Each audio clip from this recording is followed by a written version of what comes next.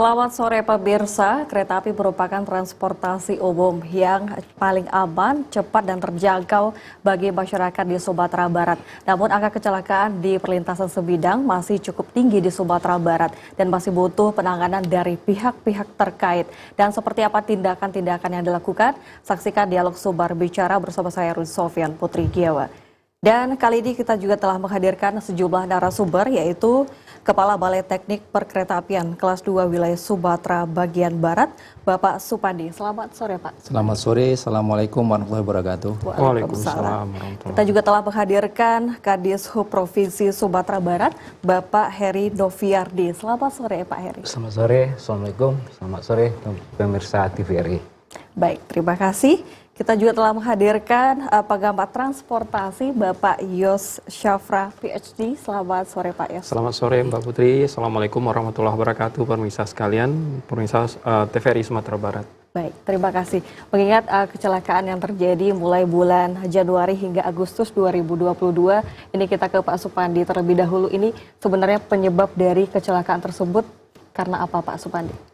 Terima kasih Mbak Putri. Jadi sebelumnya saya sampaikan bahwasannya kecelakaan terjadi di perlintasan itu pertama diawali oleh pelanggaran.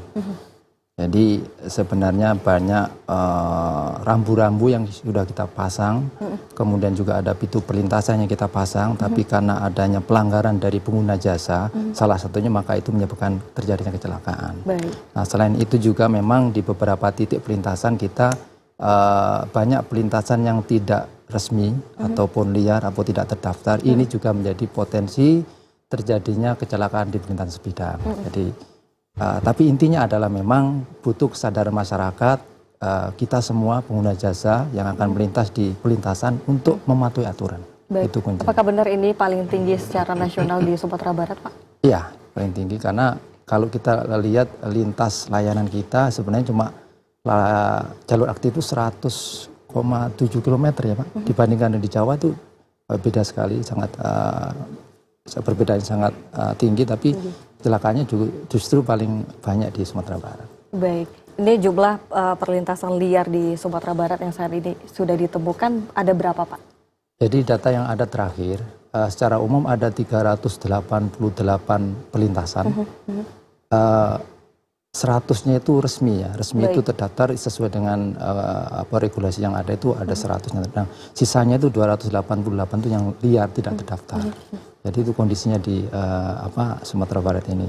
Nah, kita tahu kalau kita dari mau ke bandara di wilayah Tabing, Duku itu banyak sekali perlintasan di situ karena samping kirinya itu adalah perumahan pemukiman penduduk. Jadi ya mau nggak mau mereka karena tidak ada sterilisasi di situ sebelumnya, akhirnya membuat perlintasan sebidang yang tidak terdaftar. Baik. Baik, ini kita ke Pak Yos dari tanggapan sudut pandang pengamat transportasi nih Pak. Ini penyebab kecelakaannya karena apa Pak? Iya, terima kasih Mbak Putri. Jadi begini, kita di Universitas Andalas juga melakukan penelitian ya yang melibatkan dosen dan mahasiswa yang ada. Baik. Berkenan dengan topik keselamatan di perlintasan sebidang.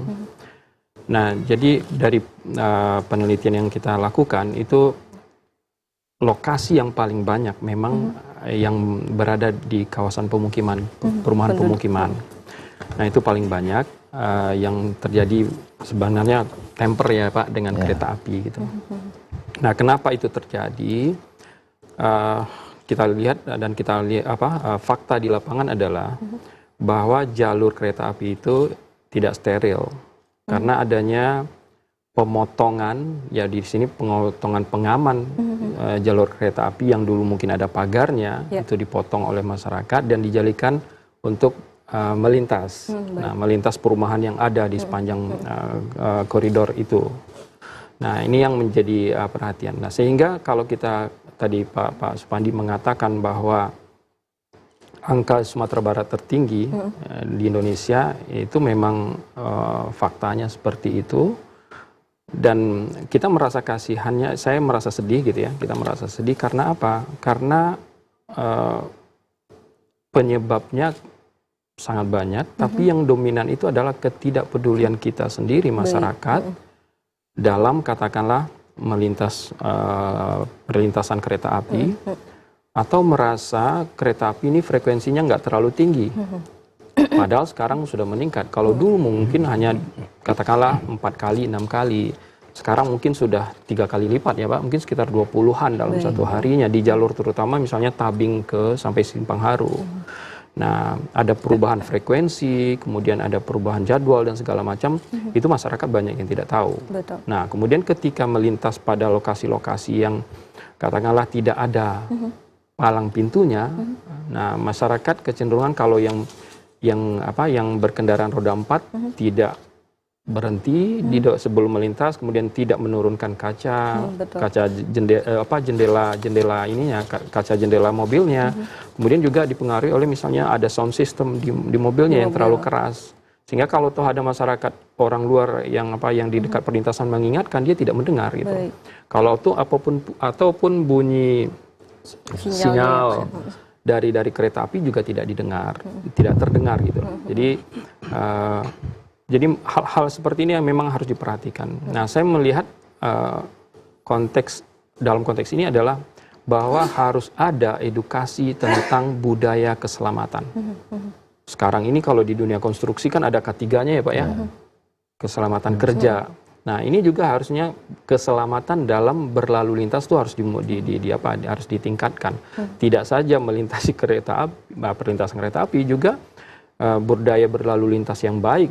Saya saja dari rumah jaraknya kemari cuma 6 kilo, tapi beberapa kali tadi saya terpaksa menekan klason. Karena apa? Karena mohon maaf ini yang beroda 2 merasa kecil, kemudian dia bisa menyalip sesukanya, melintas di depan kita, seakan-akan kita tidak bergerak gitu loh. Nah, itu yang terjadi. Jadi budaya berlalu lintas yang baik, yang berkeselamatan terutama, itu memang harus sudah menjadi gerakan nasional. Harus menjadi gerakan nasional. Dan ini PR-nya bukan saja katakan di Kementerian Perhubungan, tidak, bukan saja di kereta api, tidak. Di masyarakat sendiri juga ya? Selain di masyarakat juga di dunia pendidikan, misalnya di SMP, SMA, universitas, dimulai dari taman kanak-kanak. Bagaimana kalau kita lihat di Jepang misalnya, budaya antri saja udah dimulai dari masa prasekolah.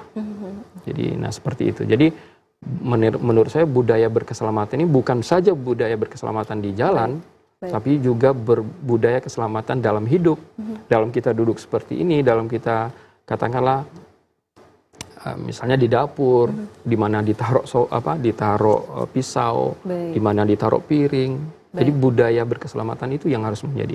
Dan ini yang perlu ditingkatkan. Perlu ditingkatkan. Kalau enggak, pekerjaan yang apapun yang dilakukan bentuk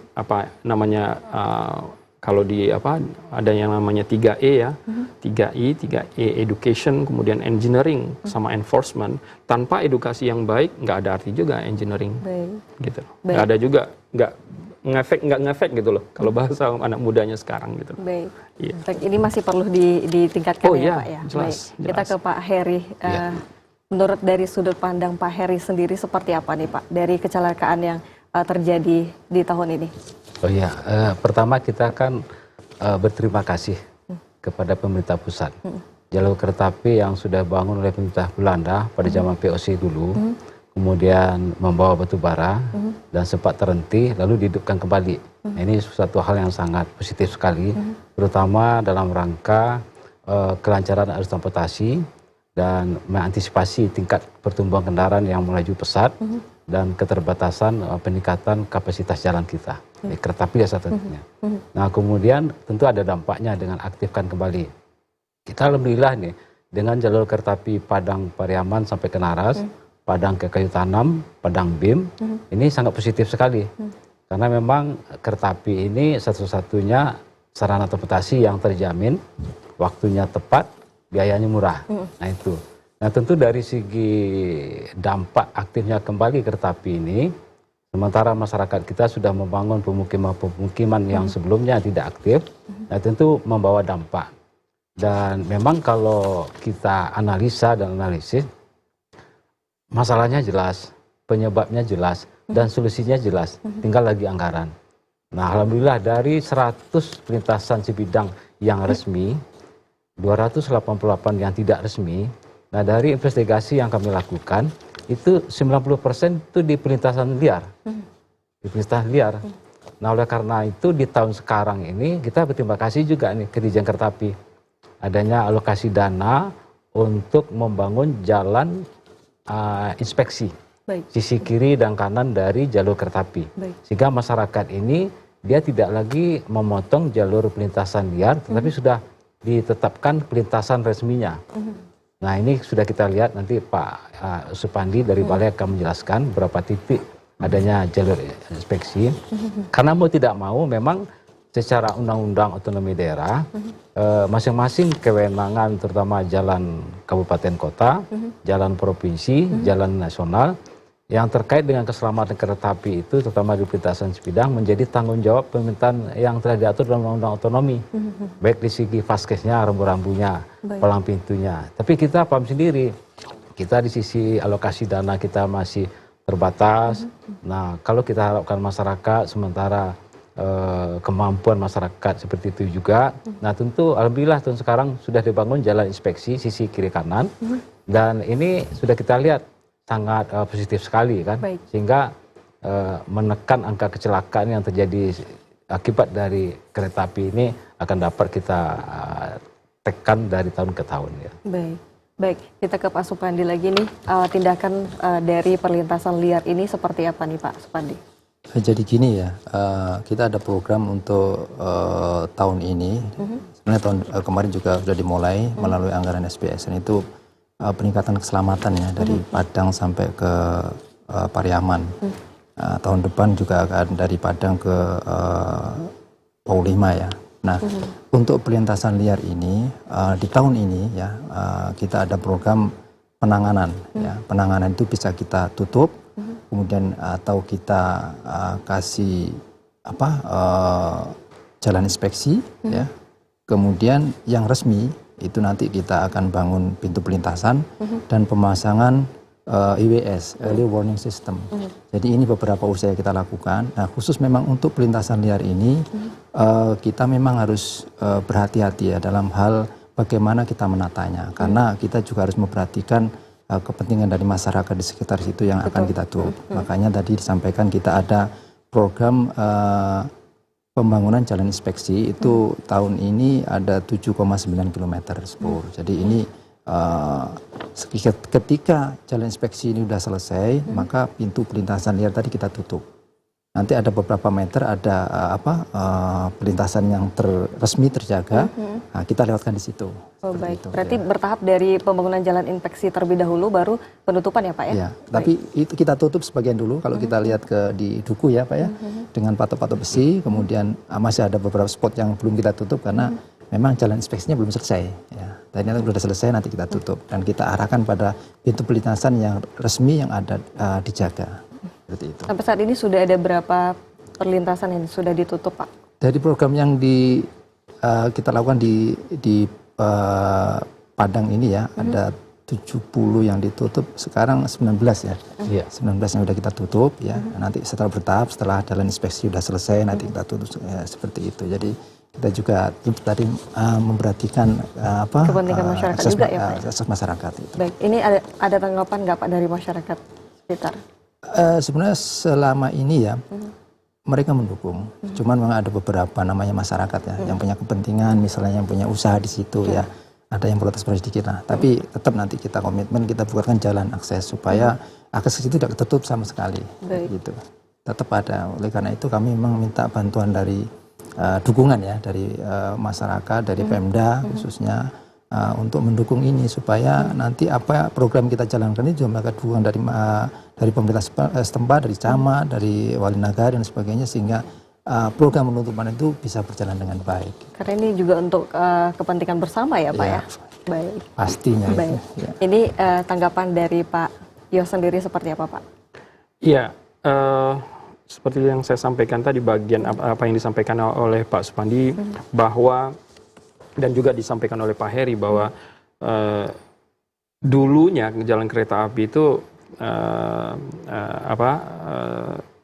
nggak sebanyak sekarang perlintasan yang ilegal itu.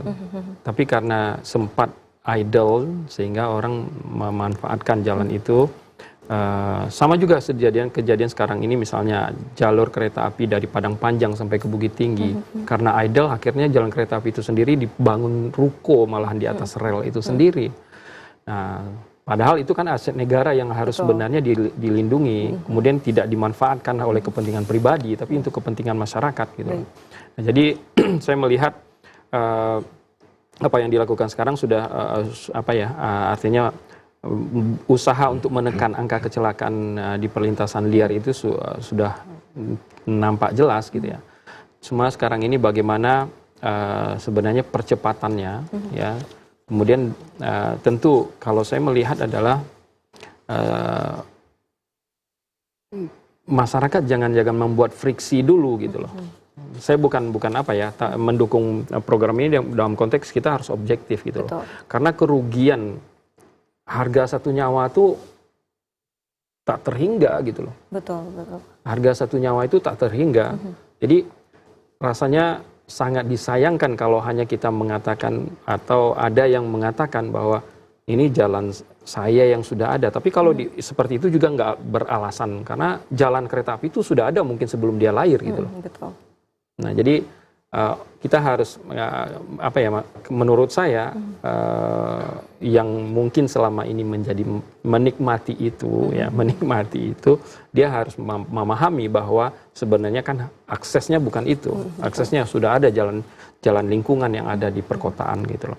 Nah, juga saya mengatakan bahwa kalau dari sisi masyarakatnya kepada pemerintah berharap gitu bahwa pemerintah kota membangun jalan lingkungan dengan baik, kemudian katakanlah kalau selama ini mungkin pembiaran terhadap kondisi jalan lingkungan yang buruk, tentu harus menjadi lebih baik, menjadi mantap, misalnya betonisasi kah atau apalah namanya.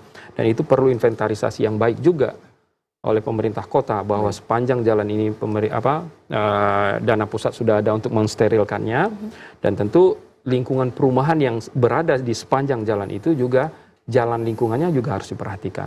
Jadi bukan saja jalan frontage atau jalan inspeksi namanya, tapi juga jalan lingkungan yang ada di perumahan itu juga harus diperhatikan. Dan itu yang harus, karena kewajiban pemerintah kota kabupaten itu menyediakan akses transportasi bagi masyarakatnya. Baik.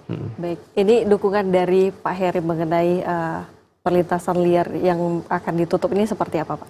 Oh iya, pertama ya jelas kan komitmen pertama dari Pak Gubernur kan. Bahkan beliau juga sangat support sekali. Sewaktu beliau jadi wali kota Padang, beliaulah satu-satunya kepala daerah yang pembebasan lahan sampai ke Pulau Air, bahkan ada puskesmas pembantu kota Padang itu beliau bongkar demi aktifnya kereta api. Nah, di sisi anggaran, kalau provinsi ya jelas, kita selalu melakukan survei dan kita selalu melakukan penyediaan, pengadaan rambu-rambu fasilitas keselamatan yang ada melalui jalan provinsi. Baik markanya, rambu-rambunya, dan lain sebagainya.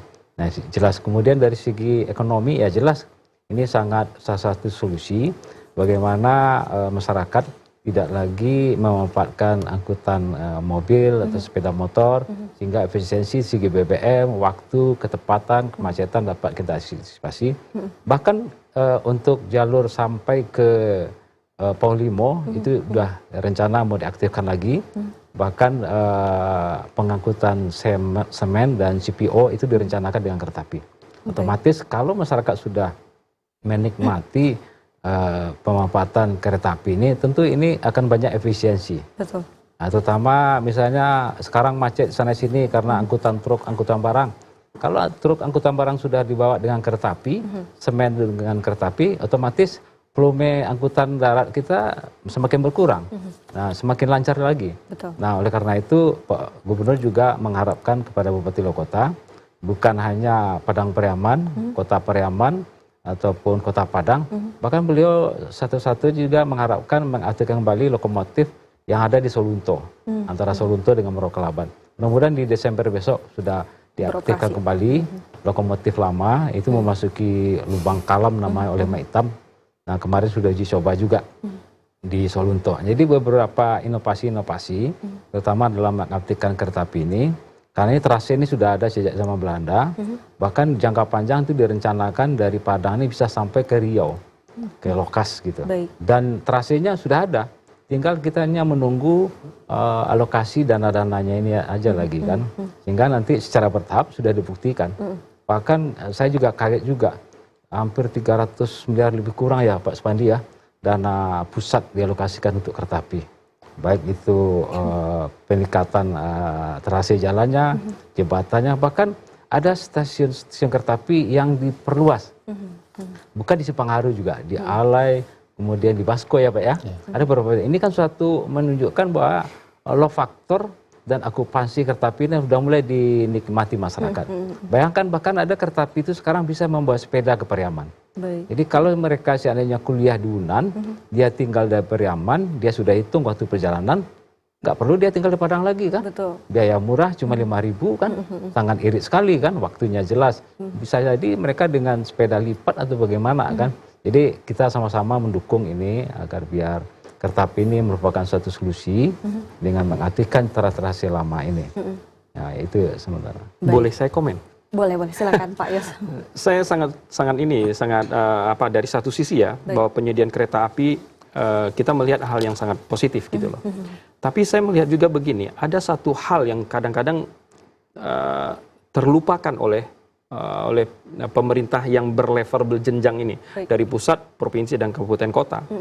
Ketika kereta api komuter sudah ada, katakan ke kereta api perkotaan ya Pak Supandi, ada PR besar sebenarnya yang ada di kabupaten kota, yaitu integrasi.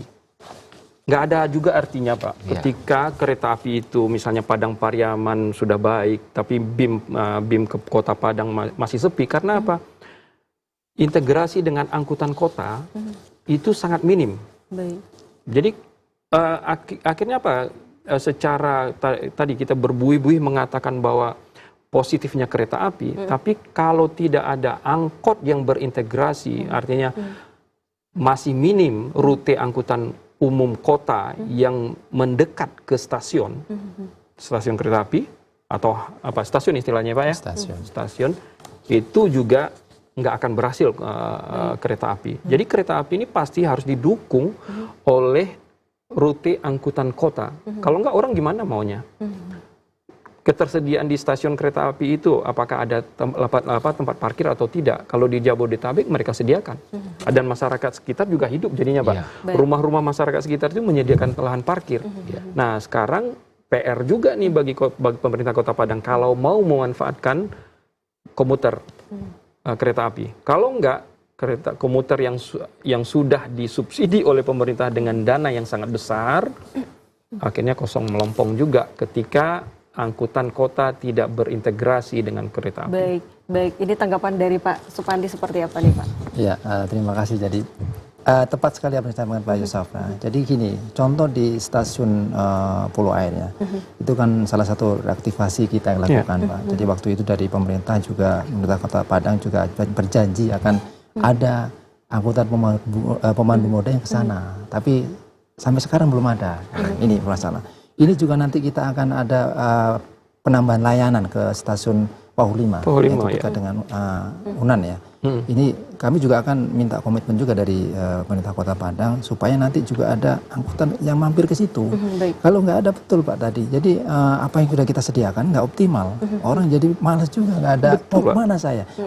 Akhirnya naik angkutan yang lain ojek bertambah biaya, orang mahal gitu, nggak mau orang. Itu. Jadi memang perlu dukungan dari Pemda, entah nanti dari kebijakan Pak Gubernur seperti apa supaya setiap stasiun yang kita bangun ini ada angkot yang lari ke situ. Iya, ada rute angkot yang ke sana gitu loh. Jadi koordinasi ya Pak ya. Integrasi namanya. Integrasi. Baik, seperti yang Pak Yos sampaikan tadi bahwa kita juga butuh edukasi terhadap masyarakat. Namun seperti apa sosialisasi yang diberikan dari pihak kereta api? Kita tahan dulu, tetap bersama kami di Sumbar Bicara.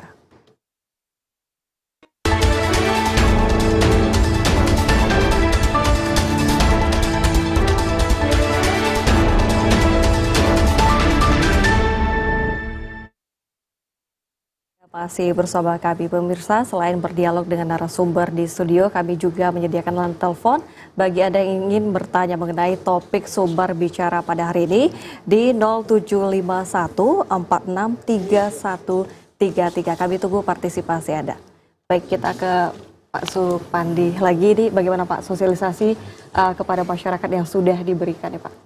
Ya, terima kasih. Jadi ini mungkin saya sedikit menyinggung di bulan September ini. Baik. Kita ada namanya Hari Perhubungan Nasional, Mbak, Baik. yang jatuh di setiap tanggal 17 September. Nah, kebetulan tahun ini DJKA sebagai panitia pusat dan salah satu programnya adalah kampanye di pelintasan sebidang kereta api dengan tagline berteman. Baik. Ya, jadi berhenti, tengok kanan, kiri, aman, jalan. Baik. Ini saya pikir tagline ini sangat simpel, mudah diingat, dan kita harapkan nanti bisa menjadi sebuah budaya. Ya.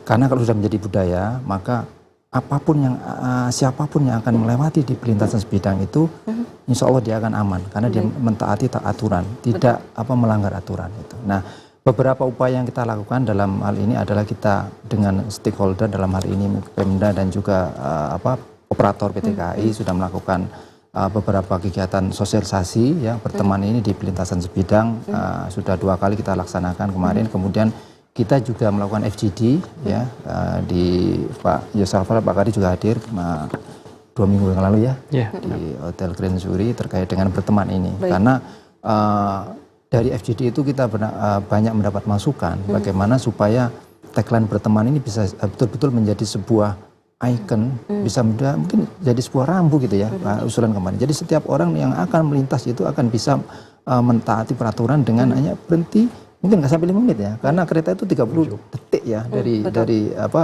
ketika sirine berbunyi 30 detik. Nah, dengan hanya beberapa menit kita berhenti, tapi bisa menyelamatkan nyawa kita. Nah, kemudian juga kita punya program tadi sangat mendukung apa yang dengan Pak Yusafra, bagaimana kita berusaha untuk mengedukasi generasi muda, milenial, dan mulai dari mungkin sampai TK, mulai TK, SD, SMP, sampai ke perguruan tinggi ya. Bagaimana kita menanamkan budaya berteman ini supaya betul-betul nanti bisa terintegrasi dengan karakter dia tentunya. Ya, ini kita harapkan. Dan dari sedini mungkin ini bisa menancap nilai-nilai itu. Nah, kalau sudah seperti ini, kita harapkan ya potensi terjadinya pelanggaran di pelintasan sebidang itu bisa semakin menurun. Baik, nah, gitu. Titik sosialisasinya di mana saja Pak?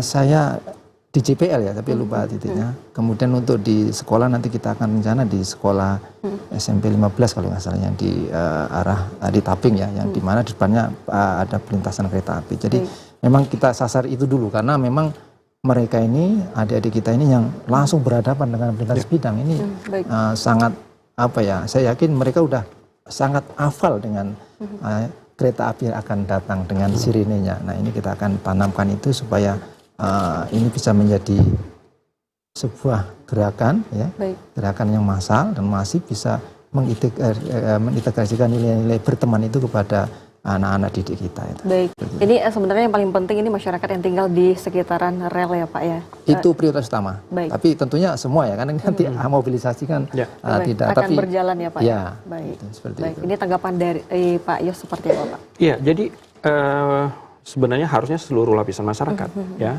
tentu harus dianalisis yang mana yang prioritas. Betul.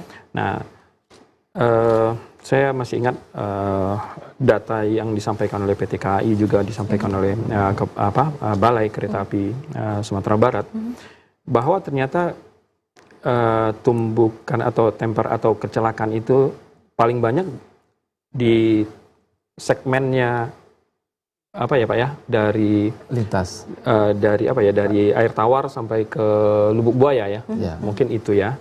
Nah, maka tentu harus sepanjang itu harus diprioritaskan, karena di situ ada SMP, ada SMA mungkin 7-8 gitu ya. Kemudian ada universitas juga di situ. Universitas sangat banyak tuh, di sepanjang jalan itu ada sangat banyak universitas, baik swasta maupun negeri. Misalnya kalau dimulai dari Basko itu ada UNP, kemudian ada ATIB, ada STIN gitu ya. Kemudian ada universitas veteran segala macam sampai ke Lubuk Buaya itu. Jadi sangat banyak sebenarnya, termasuk yang ada di sekolah-sekolah yang ada di sepanjang Lubuk Buaya. Nah, karena mereka yang beraktivitas di sana. Nah, satu, yang kemudian kita pahami juga, yang mungkin kalau anak SD, SMP, SMA itu mungkin sudah biasa di situ. Tapi misalnya anak yang kuliahan ini yang baru mungkin saja datangnya dari daerah lain di Kota Padang ini, yang belum tahu, misalnya daerah Sijunjung atau daerah Tanah Datar atau daerah 50 kota, nggak ada kereta api, tiba-tiba di sini ada kereta api gitu. Mereka melintas, padahal kan ada jadwal gitu loh. Dan kita mengharapkan juga nih, saya tapi saya menginikan juga bahwa memang jalur kereta api itu harus steril. Kemudian edukasi kepada masyarakat sepanjang jalur itu tetap harus ada. Walaupun sudah kita katakan bahwa mereka sudah dewasa, malahan orang dewasa ini yang banyak blank. Betul, baik Pak. Melanggar. Baik. Dan jadi ini edukasinya seperti apa Pak? Apakah lewat spanduk, poster atau bagaimana Pak? Ya, ada beberapa teknik yang kita gunakan ya. Kalau ke sekolah-sekolah nanti kita akan datangi mereka ya. Mungkin kita pusatkan di satu sekolah, kita kasih materi gitu ya, yang menarik. Kemudian kita juga pakai spanduk-spanduk kita pasang di pelintasan. Kita juga membuat video-video reels terkait dengan berteman ini, dan kita glorifikasi di media sosial. Ya, syukur-syukur kalau nanti TVRI juga bisa membantu untuk glorifikasi berteman. Ini berteman ini slogannya apa nih Pak? Berhenti, tengok kanan, kiri, aman, jalan. Jalan, itu ya Pak ya. Baik, ini tanggapan. Aman baru jalan ya. Gimana Pak? Berhenti, tengok kiri kanan, aman tengok jalan. kiri, aman, jalan, gitu ya Pak. Nah, ini tanggapan dari Pak Heri seperti apa Pak? Ya, ini bagus nih tagline ini kan. Berteman, berhenti, tengok kiri kanan, aman jalan. Nah, ini menjadi, kalau berteman arti sebenarnya kan kita berteman nih. Iya, betul. Tapi berteman ini penuh arti kan. Nah, berhenti, tengok kiri kanan, aman jalan. Jalan, gitu kan. baik. Nah, itu satu. Yang kedua, bagaimana supaya aman. Nah, itu tadi kan banyaknya pelintasan liar. Putri bisa tahu sendiri kan.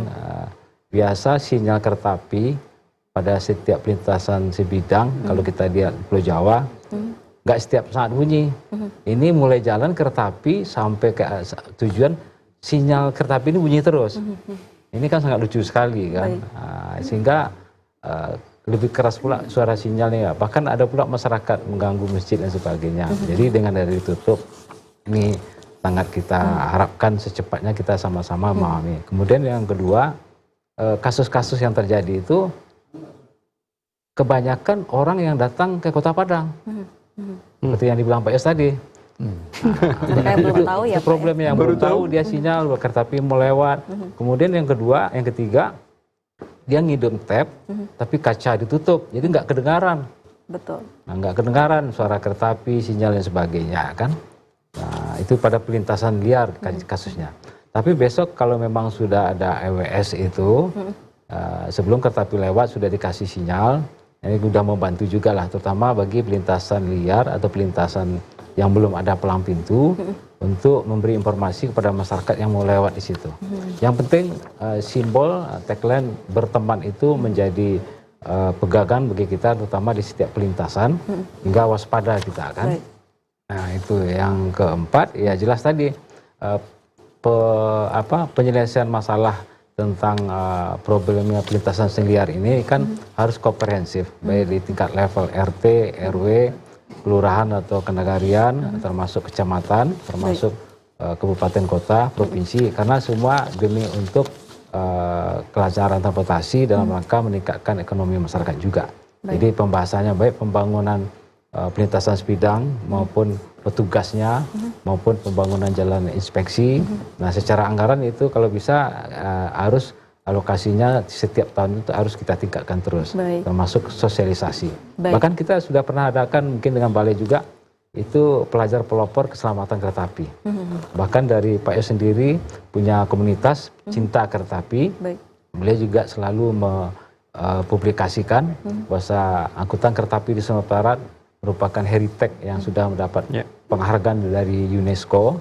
yang menjadi cagar budaya, yang punya nostalgia yang cukup panjang. Nah, kita sama-sama mendukung ini bagaimana kereta api ini aktif kembali. Baik.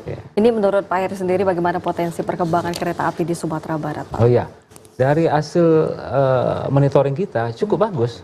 Okupasi terutama ke Pariaman, hampir setiap hari, apalagi Sabtu Minggu itu penuh. Kemudian untuk kereta api Duku Kayu Tanam, Lembah Hanai, nah itu sedikit agak kurang. Tapi itu kan perintis. Nah kemudian Duku dari Padang menuju BIM, itu masih belum okupasinya. Tetapi ketika kunjungan Menteri Perhubungan, beliau minta kepada operator di FreeKAI lakukan inovasi. Inovasinya diantara perubah rute. Dari Kayu Tanam, kalau nantinya sudah sampai ke mata air, kita masih ingat zaman dulu, dan saya pernah naik kereta api itu dari Priaman ke Terandam sampai ke Pulau Air.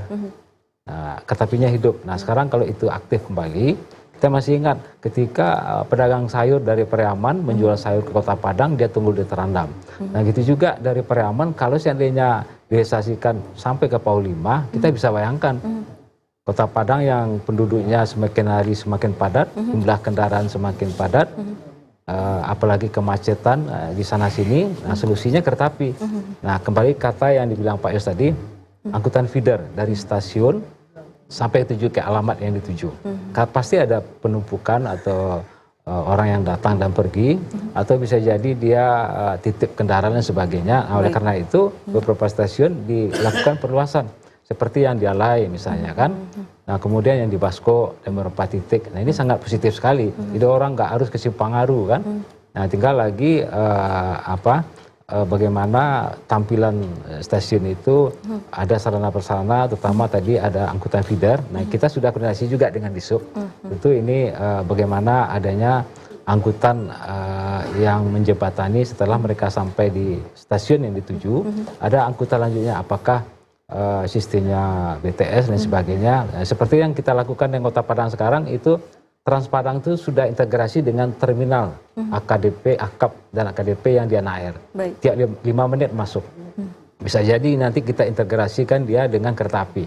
Nah seperti di bandara, ketika orang naik dan tujuan ke bandara, itu tuh mereka sudah bisa naik kereta api. Nah terserah pilihannya yang mana, mau naik kereta api, mau dari angkutan darat, atau angkutan aplikasi dan sebagainya, terserah nanti kebutuhan konsumen itu. Nah, secara bertahap ini kita integrasikan. Udara, darat, kereta api, dan laut. Baik. Nah, itu. Baik. Ini saat ini pekerjaan stasiun Pauh dan stasiun Kampung Jua ini sampai di mana Pak Supandi? Oh ya, jadi ini merupakan paket yang berbeda ya untuk pekerjaan ini. Dari anggaran SPSN itu kita usulkan tahun 2022 sampai 2024. Nah izin MYC-nya atau multi years kontraknya ini masih di Kementerian Keuangan. Udah dibahas kemarin kita, insya Allah dalam waktu 1-2 minggu sudah keluar.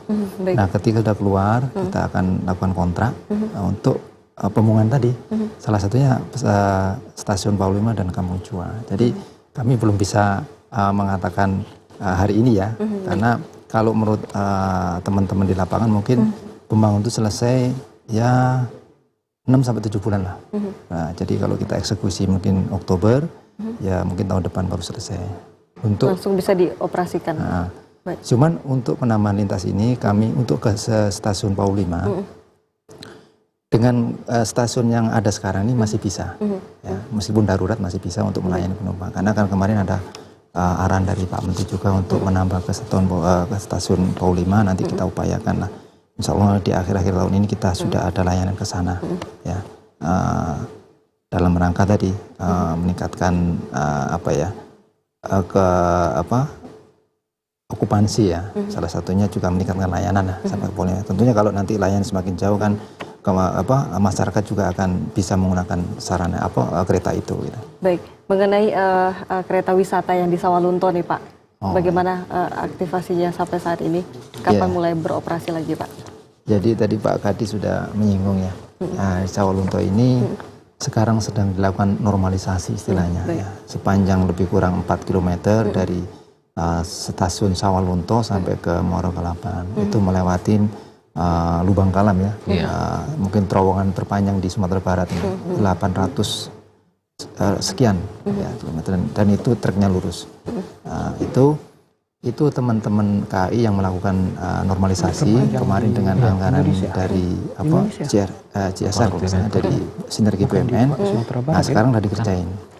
Memang ini yang mengerjakan anak perusahaan PT KAI untuk normalisasi itu, dan memang ditargetkan nanti tanggal 1 Desember ya. Sudah bisa beroperasi itu ya Pak? Sesuai dengan hari ulang tahun Sawalunto itu beroperasi. Tentang Mak Itam sendiri, kami kemarin baru dari sana Pak melihat memang teman-teman sudah melakukan perbaikan. Ya, katanya kemarin sudah diuji coba bisa jalan kira-kira 10 km per jam ya. Tapi memang ini effortnya luar biasa dan kosnya juga sangat mahal kalau menggunakan Mak Itam ya. Tapi yang jelas sudah bisa berjalan, tapi belum menarik gerbong. Nah, infonya memang nanti dari teman-teman KAI akan ada sarana yang lain untuk pengoperasian ke depannya. Baik, ini juga untuk menunjang pariwisata yang ada di memang sana. Pariwisata memang. Baik. Ini tanggapan dari Pak Yos sendiri seperti apa nih Pak? Ya, jadi fungsi dari transportasi itu sendiri kan mengenerate sektor-sektor lain. Betul. Jadi dengan adanya pergerakan, kita berharap sektor lain meningkat, ekonomi meningkat, pariwisata meningkat gitu ya, dan pariwisata meningkat, ekonomi meningkat seperti itu. Jadi memang di mana saja di dunia ini transportasi itu memang harus disubsidi oleh pemerintah pada umumnya gitu ya. Baik transportasi perkotaan, terutama transportasi perkotaan. Nah tentu yang harus diorientasikan adalah pemerintah harus melihat bahwa transportasi yang akan dikembangkan itu adalah transportasi yang berkelanjutan. Artinya di situ yang berkelanjutan, dia sustain, dia akan terus berkembang dan dibutuhkan oleh masyarakat. Jadi tentu perencanaan, kebijakan yang harus dikeluarkan oleh pemerintah harusnya menuju ke sana. Bahwa masyarakat berkeinginan untuk menggunakan angkutan umum itu, kemudian angkutan umum itu memang disenangi dan akan menjadi pilihan bagi masyarakat. PR itu PR yang sangat besar menurut saya. Bagaimana menciptakan angkutan umum itu menjadi pilihan utama bagi masyarakat sangat berat. Kalau kita mau katakan, di mana contoh ada? Singapura, orang akan memilih angkutan umum daripada angkutan pribadi. PR-nya sangat, effort untuk itu sangat banyak, sangat besar. Termasuk di Eropa Barat. Eropa Barat juga seperti itu, bahwa ketergantungan, atau Soviet, kok ibu kotanya, itu orang tergantung ke angkutan umum, bukan ke angkutan pribadi. Nah makanya di sini, bukan di sini saja, tapi di Asia yang negara-negara Asia yang sedang berkembang, bukan yang telah berkembang ya, angkutan pribadi dan angkutan online-nya berkembang pesat. Berbeda dengan Grab Uber kalau di Eropa tuh di Amerika itu nggak berkembang. Tapi mohon maaf saya harus menyebutkan nama, berkembang di sini. Itu karena apa? Itu menunjukkan sebenarnya angkutan publik di negara kita kalah oleh kendaraan pribadi, oleh angkutan pribadi. PR besar bagi masyarakat. Bagi pemerintah bagaimana menciptakan angkutan publik yang pro masyarakat, yang menjadi pilihan bagi masyarakat untuk bergerak. Nah katakanlah tadi mengaktifkan lagi yang ada di Sawalunto. Nah itu kan adalah satu bagian dari penarik wisata. Bahwa saya melihat dari zamannya Pak Amran ya Pak, waktu beliau wali kota. Sawalunto. Baik, kita tahan dulu Pak, ada yang menelpon. Halo, silakan. Selamat sore. Halo, selamat sore. Dengan siapa? Halo, dengan siapa di mana? Halo, Ibu. Iya, Pak, dengan Bapak siapa di mana? Dengan Pak Alfiadi. Bapak Heri. Baik, silakan Pak. Baik, silakan Pak Heri. Baik, silakan Pak Heri.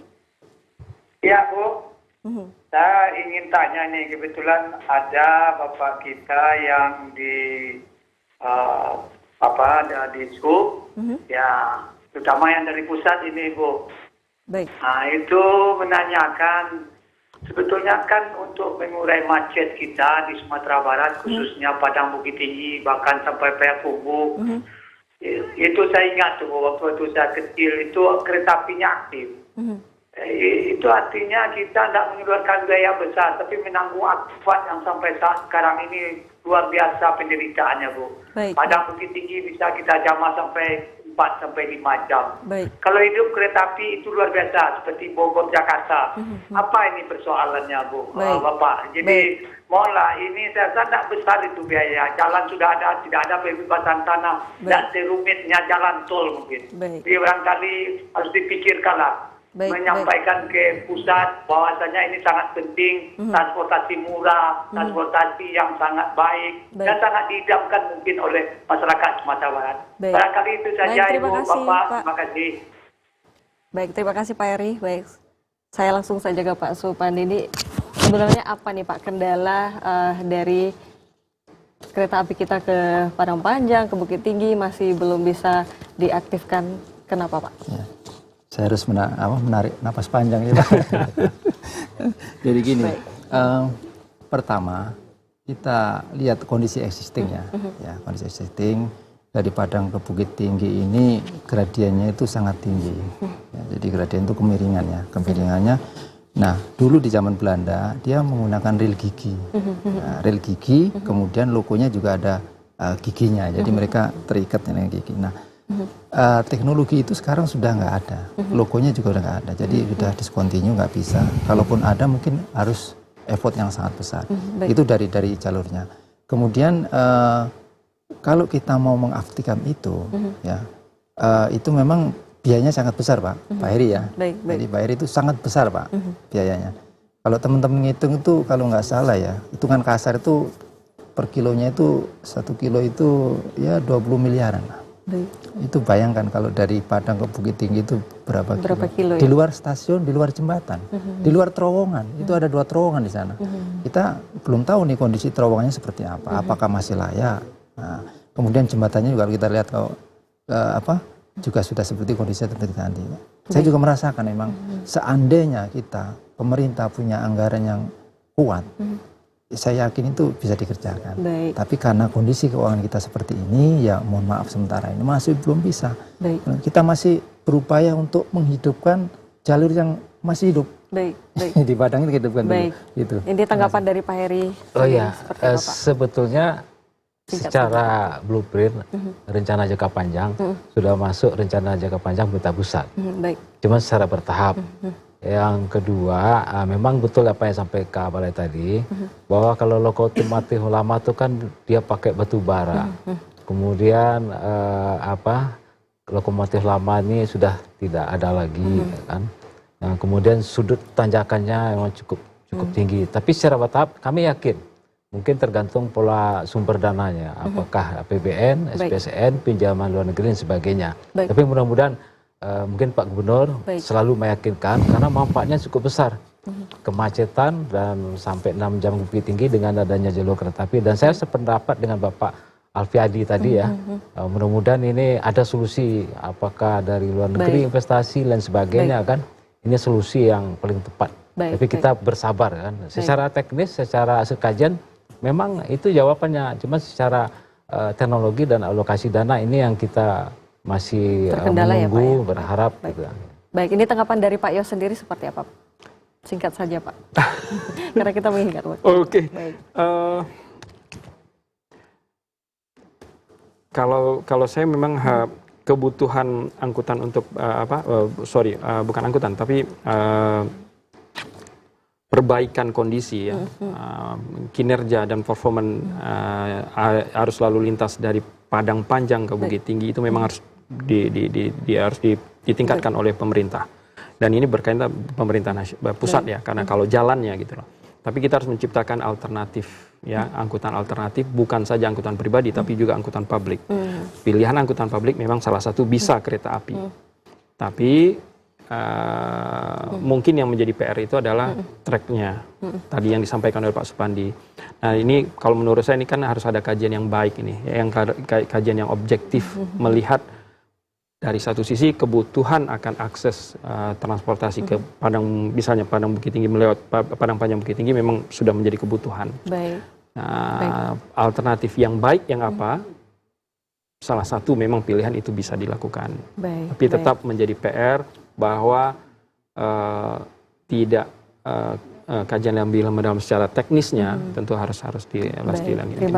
Terima kasih Pak Yos, dan memang menarik sekali perbincangan kita pada hari ini, dan yang paling penting itu adalah edukasi ya Pak tadi ya Pak. Baik, terima kasih banyak atas kehadirannya Pak Supandi, Pak Yos dengan Pak Heri atas informasi yang diberikan. Dan pemirsa, demikianlah Sumber Bicara pada sore hari ini. Dapat kita simpulkan bahwa kesadaran masyarakat untuk berteman ya Pak ya, berhenti, tengok kanan kiri, aman jalan merupakan solusi terbaik untuk menekan angka kecelakaan di Sumatera Barat. Terima kasih, saya Erwin Sofian Putri Giawa, selamat sore dan sampai jumpa.